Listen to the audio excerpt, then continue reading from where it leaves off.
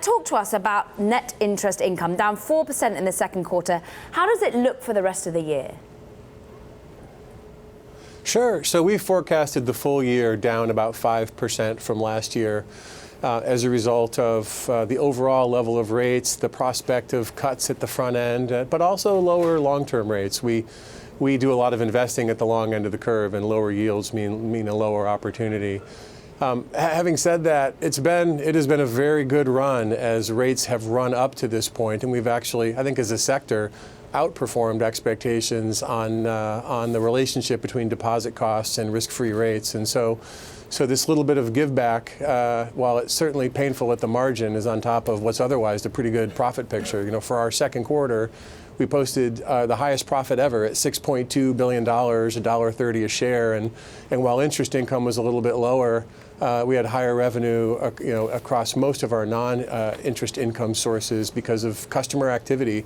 Mortgages, much bigger in this environment, various fee streams stronger. So there's something to be said for a softer landing if, in fact, the Fed does go and reduce rates, and to the extent that it makes credit better and keeps consumers and businesses in the game, transacting, borrowing, investing, et cetera. All those are good for banks, and they're certainly good for Wells Fargo.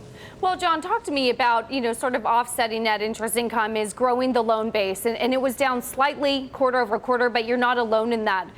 Within the loan segment, where do you see future growth? Can you get any more tailwind out of the mortgage sector? Are you nervous about mortgages and shifting to other loans? Where do you see growth within loans?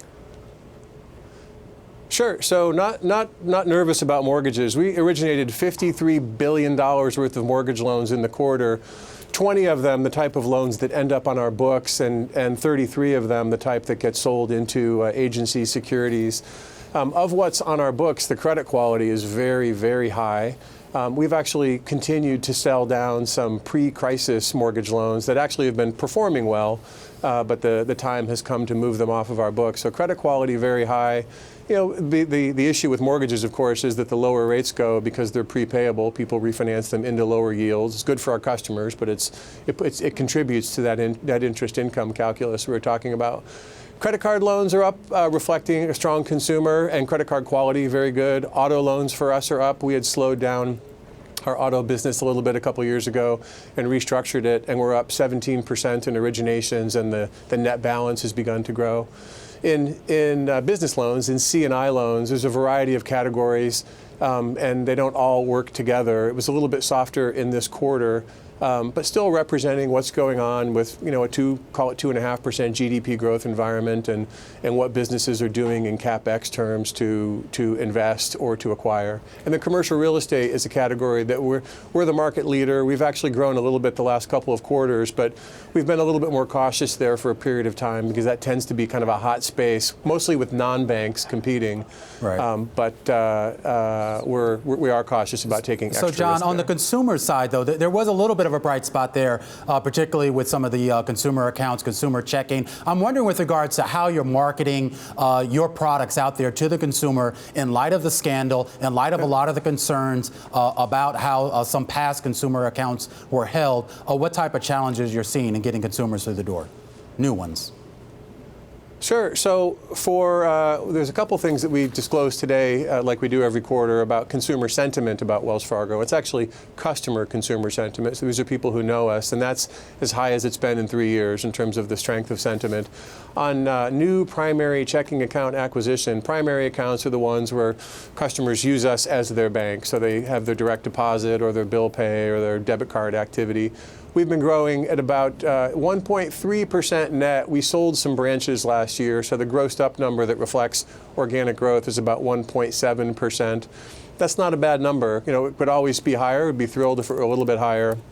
But we're starting with a very big base of about 30 million customers in that category. So to be growing it at closer to between 1% and 2% per annum and compounding actually would be quite strong. And the way we market is with the whole value proposition, where we're still a very big physical presence in banking. Our digital capabilities are as strong as anyone's. We've got every product that a customer could need, so if they want it, there's one-stop shopping, and it's very competitively priced. As you know, most banking services are free to customers who, if they're frequent users, like primary customers tend to be. So it's very competitive. John, I've got to ask the question because, of course, your name is in the ring, but we've got an interim CEO, Sure. Alan Parker. How do you feel that this quarter has gone under him, the changes, and indeed, might we see your name as CEO sometime soon? The board has been pretty clear that they're looking for a CEO from the outside for just to calm critics who have been critical of people who have been in the company for a long time. So I think that is what's going to happen. Alan is doing a great job as an interim CEO. He was asked this morning on our investor call to respond to that and described very completely exactly what he's been asked to do, what he is doing. I think the board has lots of confidence in him doing the role that he's doing. The operating committee, the way we are running the firm, is clicking at a very good cadence. We've got new members in that group, and with Alan's leadership, it's going very well. So, it may take a little bit longer for the board to complete their process, but in the interim, everyone's focused on what's most important for Wells Fargo. The operations are running smoothly, and he's doing a fine job.